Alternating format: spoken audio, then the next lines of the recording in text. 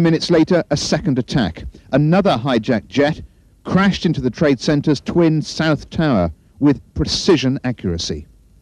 Next, the Pentagon building in Washington, the headquarters of the American military. A third hijacked American airliner, again with dozens of passengers on board, flew straight into the side of the building. As panic hit the streets, all airports across America were shut down. New York Stock Exchange was suspended, and the White House was evacuated. Then, as the whole world watched on, the South Tower of the World Trade Center, the world's fourth tallest building, collapses. Followed minutes later by the center's second tower, the building, symbol of global trade and workplace for 50,000 people, reduced to rubble. A fourth hijacked plane, reportedly on its way to Camp David, crashed in Pennsylvania. 45 people were on board. Again, there were no survivors. The famous New York skyline, but no longer so familiar. The Twin Towers are gone, replaced by a plume of smoke and ash.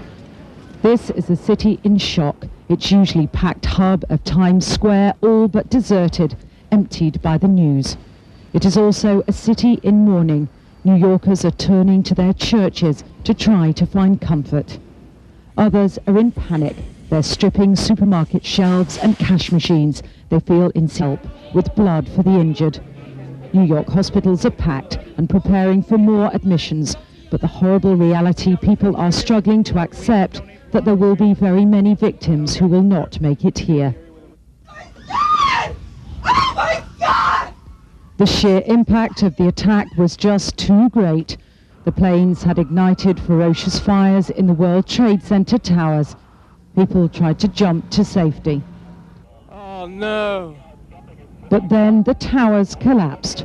The debris buried all in its wake. It may be that hundreds of emergency workers were crushed beneath. New York has not slept. This, the worst night of its life. It is struggling to cope. Lower Manhattan and what remains of the world